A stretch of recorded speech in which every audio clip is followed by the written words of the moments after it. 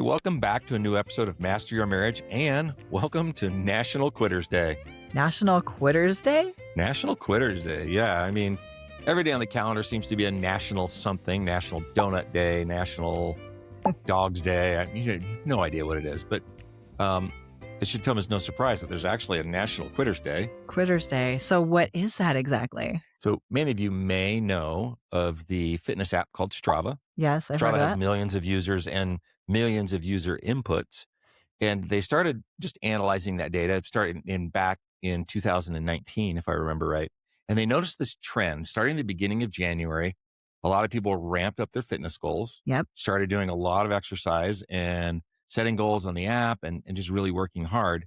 And right around the second Friday, third Tuesday of the month, they all stopped doing their goals. Yeah. So they noticed these people were just falling off.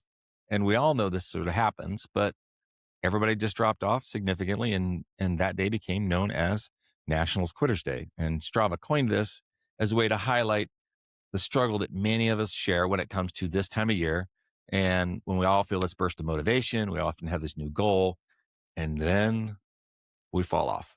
And the gym's empty back out again. And the gym's empty back out again. The real gym goers hate it the first 2 weeks of January because they can't get it on any of the equipment. No, But everybody's if you just hang on, just wait until about somewhere between, like you said, the second Friday or the second Tuesday, somewhere in that range. So today is officially National Quitters Day. Absolutely. Well, this data obviously relates to fitness goals, but the same could even be said for any goal that we set. Absolutely. It could be said for starting a business. It could be for maybe creating a new spirituality practice in your life. In the context of your relationship, you might have set a goal for, regular date nights or weekly marriage check-in meetings.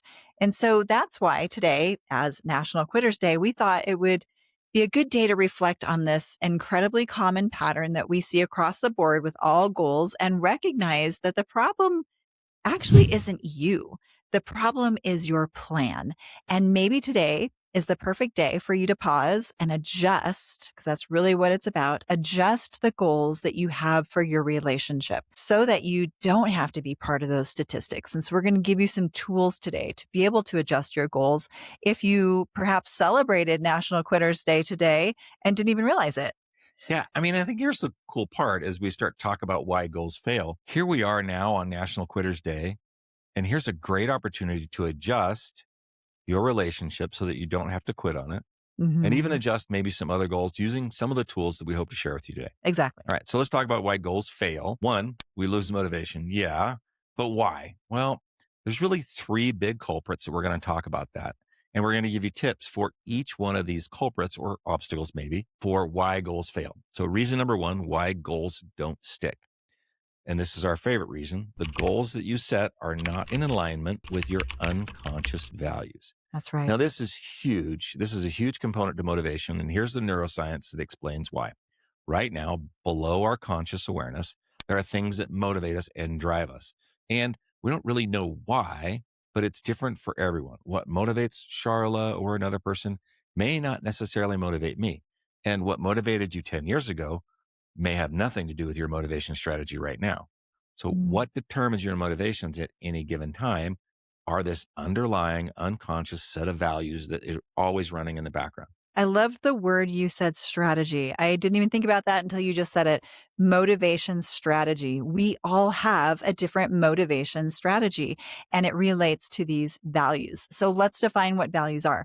Values are what you deem most important in life.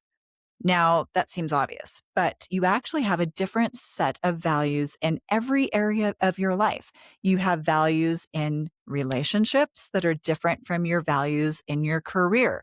You have different values in health than in spirituality. And here's what you need to know about that. They're not all weighted the same. And these operate unconsciously. So it's not something that you're consciously thinking of, but there is this hierarchy unconsciously within these values where some are ranked far higher, far more important than other values. But one thing is for certain. If you're not motivated to do something, then it's either not in your values or it's ranked really low in your values. I mean, I want you to think about that, right? Like, when is it that somebody's asked you to do something and you're just like, yeah, I just don't want to do that? Yeah, because it's not in your values, or you haven't figured out a way for to bring your values into that thing that you don't want to do. Yeah. And we all have that, but, and we're still talking about these unconscious values. So I have a story about this actually that I think illustrates it. Okay. So in my overall life, so like I said, we have values in our relationship, values in career and spirituality and health, but we also have like life, like what's most important to you in life. And in my overall life values, I would say health has been always really important to me to stay relatively healthy, but I wouldn't put it like top 3 in life. I would say it's high, but it's not the top. But one day I was doing a breast exam and I felt a lump and I got really nervous about that. And so I made an appointment. I went and got an ultrasound, and the results came back highly suspicious. And suddenly, like overnight, health became probably my number one most important value. Like Robert said, your values change. What was important to you 10 years ago probably isn't important to you today because life changes us. And sometimes same things happen really dramatic like that, that can even change your values overnight. And so the day before, I would have said, oh, I was moderately motivated to make good health decisions. But then from that moment forward, motivation was effortless. I was totally disciplined and it didn't take any work at all. That was just who I was. I prioritized sleep. I prioritized nutrition. I wanted to do everything I could to be healthy. And I didn't even have to muster motivation. It was just there. That word intrinsic, which means it comes from inside of us. That's what it was. That motivation just came from within me. I mean, so, and I remember this story. I Oh yeah, lived it. because I was juicing Yeah, I lived it with you. spinach and whatever and The, cabbage the and interesting beets. part about that is the switch just flipped. And to tell the end of the story, everything is fine. Yeah. The lump This was benign.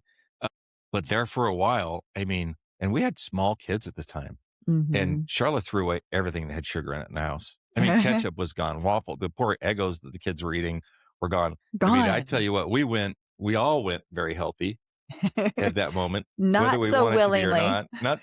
Not so willingly. We felt like it was better for us, but boy, the kids, they were just like, "What just happened?" Yeah. Um, but think about it. And I remember watching her. I'm like, man, like she is serious about this. But Mhm. it's those things that will That drive matter. your values. That's the key, right? The Yeah, higher something ranks in your values, the more internally motivated you'll be. yeah. You'll just drive and dig into that, right? It's going to be effortless. It's like, you have a goal and you're just working on it. You're So, just doing it. if there's something that you're not doing that you wish you were doing, the Yes, secret is figuring out a way to connect it to one of your high priority core values, those things that mean everything to you, that you will sacrifice everything for. that's That's what right. we call these core values. Exactly. So Yeah. actually, when you say that, I've got another story about that. Oh, cool. I I love was stories. just I was just talking to a couple this week that I've been coaching for the last 3, I think, months, and we're just wrapping up. And one of the big goals that the 3 of us have set together in our coaching sessions is to do weekly check-ins. And they've been religious about doing these check-ins. They haven't missed a week. They really look forward to it. And it's become one of those things, kind of like my story, where it's sort of become effortless for them, which is interesting, right? Because who wants to do weekly check-ins just because their coach says to do weekly check-ins, but they're Yeah. loving it. And it's just something that's effortless. So do you know why? I've heard the story, so I'm cheating, but I know why. Go ahead and tell us. So in the context of their relationship, they're really fun people. They both highly value laughter and humor and playfulness. They're really fun. So they figured out a way to make sure their weekly check-ins were fun and filled with laughter. And so they infused their values into this goal that they had. And that one little tweak helped them to stick with that goal and make it effortless for Isn't that them. cool? So cool. Right. So here's takeaway number one. If a goal isn't truly meaningful and aligned with your values, you'll never really be motivated to complete it or stick with it in that case. So get clear about what the highest priority values are for you and your spouse. Really seek to understand what drives one another. And then as you set your goals together, Ensure that your goals are connected to those values that matter to each of you most. Then your chances of sticking with that goal go up exponentially. We found that as we dig in and understand each other's most important values, our top 5, when we set goals around that, then it becomes effortless. We're like That's what really unstoppable. drives our relationship. Yeah, it feels like we're unstoppable when we do that. And the worst part is, as we sit here today, we're a couple weeks into January, and we haven't had a chance to finish our goal setting, and we both feel like our rudder's missing. Yeah, We keep saying, we gotta do that. We gotta break out some that's time. right. It's exactly Yeah. what it feels like. Yeah. It's just because we've had a couple of health challenges and being sick and stuff, but we're going to finish it this weekend. So, reason number 2 why goals don't stick is that you're focusing on the goal instead of the systems that you need to help you to achieve the goal. Okay, so here's the thing. When you focus on the big goal, you're actually focused on what you lack. But systems focus on like who you are and the daily actions that you can take to be able to get those big results that you're wanting. And this is an extremely important distinction because when we're focusing on the unachieved goal, let's say that's I just want us to stop fighting or I just want us to be happy for once, then that focus that's on that unachieved goal can actually start to create negative emotions. And those negative emotions then in turn zap the energy that we need to be able to accomplish that goal. This is why we're always talking about and recommending rituals for connection. That's We right. love rituals. Rituals are the system. You can have the goal to feel closer to your partner, but what are the daily and weekly actions that you will take that compound into massive results? Do you have a ritual for leave taking, how you leave each day? Do you have a ritual for how you greet each other at the end of the day? Do you have a ritual for managing outside stress so that it doesn't spill over into your relationship? Do you have a ritual for bedtimes or weekly check ins or dates or getaways? We like to have rituals for just about every part. And then when we design these rituals, it really helps us keep on track because that is the system that helps to reinforce the goal. And then if you build it right, much the same way your clients had built infused laughter That's right. into their weekly meeting, then it becomes this thing you look forward to it because That's it right. matches and pairs with one of their unconscious, highly valued goals. Right. What is the thing we say at the end of every show? It's the small things done often that make the greatest impact. That's right. It's Yeah. those little things that really matter, those Just rituals of connection. done often. And that's the system, right? Yeah. Because you're focusing on the system. That's takeaway number 2. When you focus on the system over the goal, you increase the chances of actually sticking with that goal. So sit down with your partner and design at least 2 or 3 new rituals that you want to incorporate into your relationship. And it's those rituals that, when compounded, create really big change, really big positive changes in your relationship. And as Robert just said, if you can also make sure those rituals are connected up with those values, then you're really likely to stick with them. Yeah. Okay. Reason number 3. Reason number 3. Reason number 3 why goals don't stick is you're not preparing for obstacles. Ooh. And this is a huge reason why it's National Quitters Day, you guys. Obstacles are part of life. They happen to all of us. There's no such thing as a goal that doesn't come without obstacles. And yet so many people look at those obstacles that happen and they make meaning of them and they see them as a reason to give up. But here's how I would reframe that. Here's a metaphor. If you got into your car and you put in a destination into your GPS, like Las Vegas or something, you're going to get on the freeway and you're going to start driving. And along that route, you're going to see mile markers showing you how many miles you've gone, how many miles you have left to go. Obstacles are like mile markers.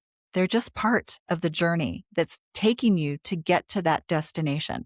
The only way that you can avoid obstacles is honestly to never have a goal, to never have anything that you're striving for. Yeah. I mean, that makes sense. And this is why motivated people strive to predict where the obstacles are going to occur in their path. And then they have a plan in advance for how to overcome those obstacles. There's a process that we love for this exact purpose. And this technique is called WOOP. Not the device that you wear on your wrist, No. but WOOP. And it was developed by psychologist Gabrielle Etinen. It's actually backed by some pretty solid research. And what it does is it takes a wish and turns it into a realistic planning strategy. Okay, here's how it works. Take the goal that you have for your relationship, if we're going to make a goal about relationships since that's what the show's about, Let's right? do it. And let's whoop it. Okay. Okay. W stands for wish. This means you state your specific goal clearly and make sure you state what you want, not what you don't want. For example, we will implement weekly relationship check in meetings every Sunday evening. So Okay. that's what we want. That's the goal. That's the goal. Okay. So W stands for Wish. wish, which really just means what's your goal? State it clearly, specifically. Correct. Then the next letter, O, stands for outcome. This is where you want to visualize the very best outcome that you can imagine for this goal. So I want you to actually try this out. Like, actually picture it in your mind and make that picture in your mind as realistic as you possibly can. Visualize what you'll see, what you'll hear, what you'll feel when you achieve the goal. Visualize the very best outcome that you can imagine, and visualize all the benefits that that goal is going to bring into your life. So in this case, if we're going to do a weekly check-in and that's the goal, how can that create certain benefits? Well, it might bring you deeper connection. It might bring you fewer misunderstandings. It might bring you a stronger partnership. So visualize those outcomes, visualize those benefits. So, and here's where this WOOP method alters from what most people do. Most people have taken the first two steps. And that's They have it. a wish and they have an outcome. I wish to work out more and I wish to look like The Rock. Right. And we haven't reached the next two pieces, which are crucial. So the second O in WOOP, this stands for obstacle. It's where you want to identify all of the potential barriers that may get in the way of your goal. What might prevent you from doing this weekly meeting, for example? So we would brainstorm. Yes. What are some things that would get in the way of a weekly meeting? Well, there's lots. We could be upset with each other. That's one. Yeah. We could be tired. The kids have some homework. A lot of homework. Yeah. Those Sunday nights, oh man, sometimes they procrastinated and you're up helping them until midnight. Yeah. It's been a tough work week. We just want to rest. Mm. Yeah. So make a list Yeah. of all the obstacles that you potentially could see coming once you set that goal. Right. That's Okay. why that O is so important. Okay. That brings us to the P in WOOP, which stands for plan. And so here's where you want to make a plan for each of these conditions. So I want you to grab a piece of paper right now and just try this out. So grab a piece of paper and on that paper write if on one side, then on the other side. And we're going to create if then statements for each of these potential obstacles. So if we're upset with each other, Then we could use this time in our weekly meeting to maybe repair. right. We could repair and just instead of going through our regular structure, we could just focus on repair. We're still doing our weekly meeting, but it's a repair meeting. Yeah. A little different. Okay. What was the next one?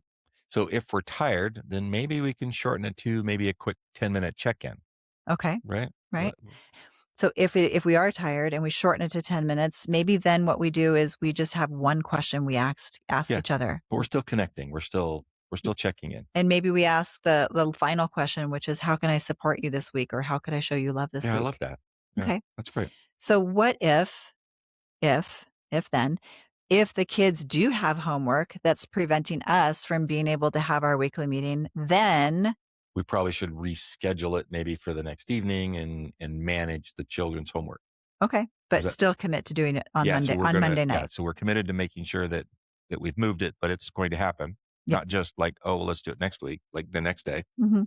And I think we could say the same thing for the next one. If we are exhausted and we've had a heck of a week, Yeah. then we could choose to use this time to snuggle, just relax with each other and still commit to Monday night, the next night, having our weekly meeting. And Okay. that's awesome to be able to kind of just anticipate those obstacles, create a plan for those obstacles. Much like if all of the people who quit on Strava would Yeah. just say like, I quit working out today, but if they worked out the next day and then just kept their Mhm. momentum going. If I'm So much- feeling sick, if I get a sore throat, then I'll do a gentle workout at home where I'll just do stretching. Yeah, or something like that. Right. So I love that because then when those things happen, and they will happen, there's no doubt because obstacles are guaranteed, Yes. then you already have a plan in Yeah. place for what you're going to do. All right. So the takeaway for number 3, obstacles and setbacks are normal. I would say obstacles and setbacks are expected. Yes.